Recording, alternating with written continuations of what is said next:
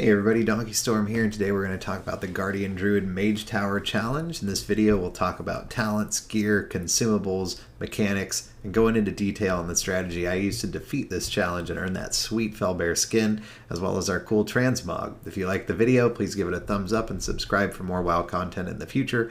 We're almost at that 1K sub mark, so you'd really be helping me out. Alright, let's get into it.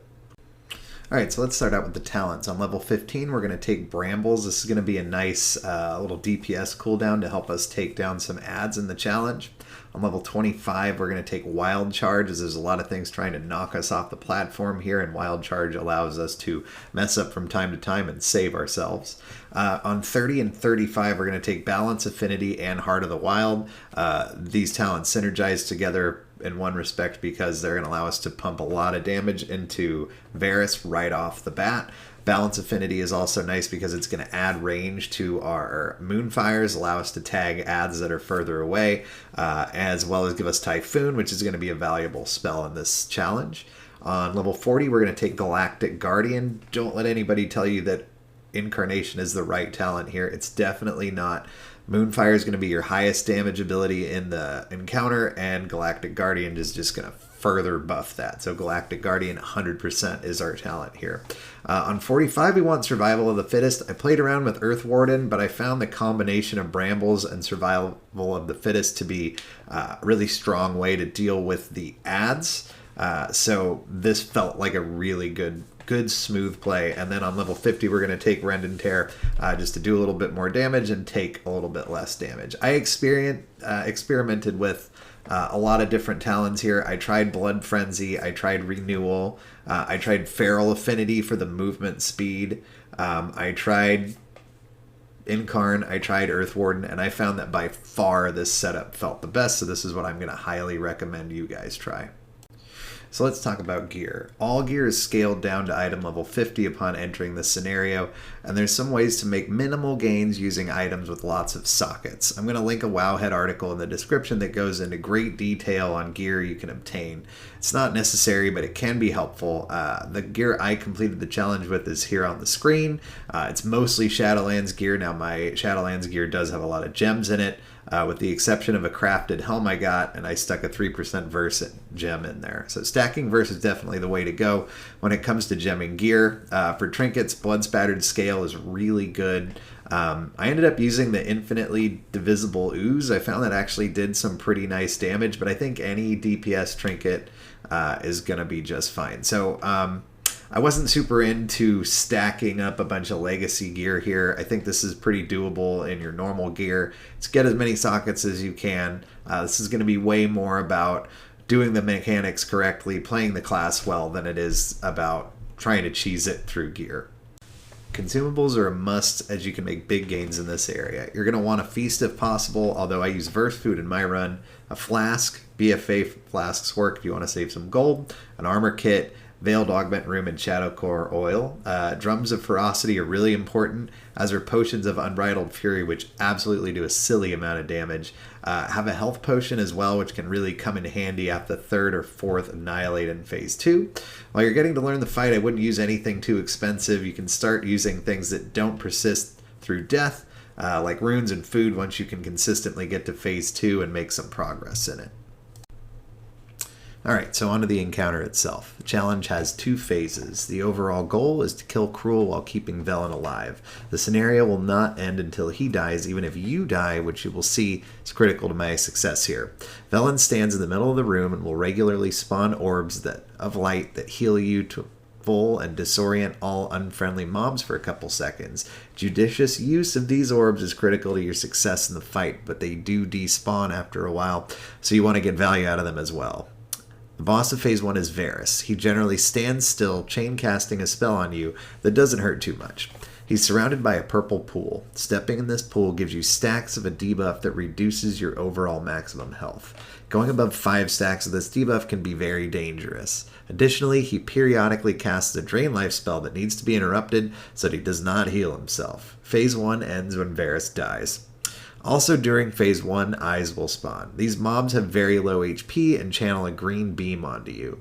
If they complete their cast, you'll be knocked back if you're not facing their direction. This is very dangerous as the entire encounter takes place on a rather small platform. One Moonfire shortly after these spawn ensures they will never get their cast off, but if you miss one, just be sure to turn and face them so as not to be knocked off the platform or into a position where you cannot do the mechanics you want to do. The eyes will stop spawning at the end of phase 1. In addition to those, Infernals will periodically spawn that do a small amount of damage in the area around them, but much more dangerously do a slam in a line in front of them that will knock you back if you're hit by it. These can simply be kited, moonfired, and avoided. The Infernals will persist through the entirety of the fight. And finally, the real challenge of phase 1 is managing the Nether Horror adds. Periodically, 4 portals will pop up around the room, spawning 4 of these guys. They'll generally run straight for either Velen or you and soon begin to cast a spell. The spell is a nasty AoE that will kill you or Velen if it gets more than a tick off. You want to kill these ASAP and interrupt their cast using your Disorient or an Orb. These adds continue to spawn for the entirety of the scenario.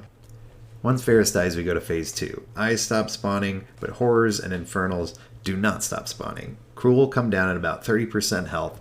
The other new mechanic here we're going to deal with are purple lines that move across the platform. These lines don't hurt too much, but will push you toward the edges of the platform. You can either run or jump through them or use movement speed to get through them quickly.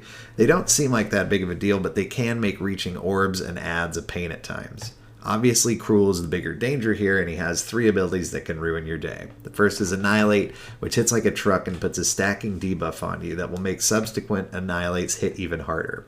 This ability basically puts a timer on the scenario, as you're only going to be able to survive a limited number of these. The second ability is Twisted Reflection, a cast that absolutely must get kicked. If this goes off, you'll get a debuff that heals Cruel, and it's a wipe. Finally, Cruel will do a stomp that puts green pools on the ground, damaging you and slowing you considerably. Continue to kill adds and CC them, surviving Cruel, and keep Velen alive to win the encounter.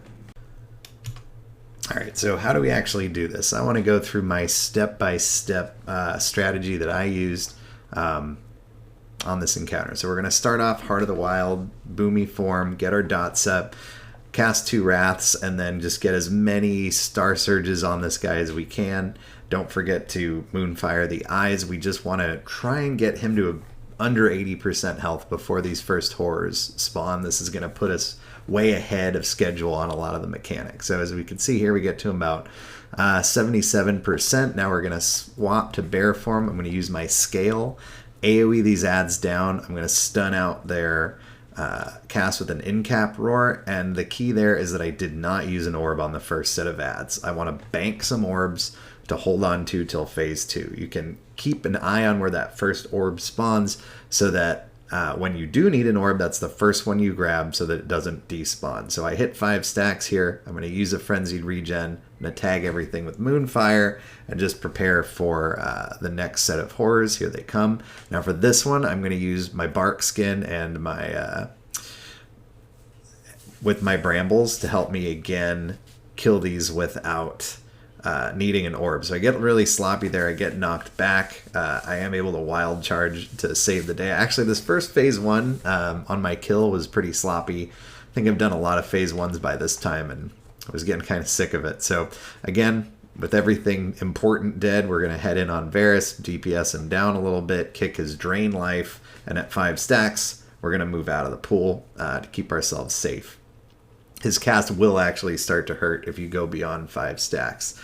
So I have 3 orbs up here. I do have another Bark Skin I could use to get these down, but it's probably going to be time to use an orb as my health's getting pretty low. So I'm going to step on an orb, kill these nice and easy, and then back on Varus, kick his drain life. A note about Varus, so I got pretty lucky here.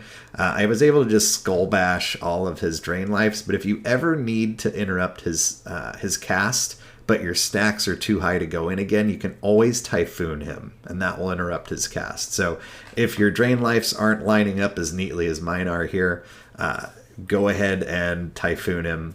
That'll work too. So this should be my last set of horrors. I'm going to step on one more orb. We're going to DPS these guys down because I want to hold as much of my things I use for ads as I can. So I want to hold my scale. I want to hold my bark skin. I'm going to need those in phase 2. So we're going to just push Varus to 0% here. We have no ads up. That's helpful. And then Cruel will come down, and we'll start talking about him. So Cruel comes down. We're going to use our drums. We're going to use our Potion of Unbridled Fury. We're going to position ourselves near an orb. We're going to take the first Annihilate to the face. We're just going to bark skin that. It doesn't hurt that bad. You can see right there, only about 25% of my health. And then kick the Twisted Reflection right away.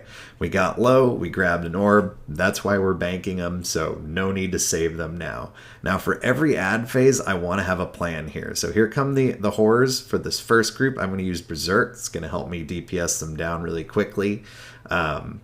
It's going to give me a lot of rage for Iron Furs and Frenzied Regen to survive the second Annihilate, which is coming right here. I think I had 2 Iron Furs up, maybe only 1, and I survived that pretty well. I also almost got knocked off the platform, and Wild Charge saves the day. So I'm trying to avoid using an orb here because I have Frenzied Regen up, but I do end up grabbing one.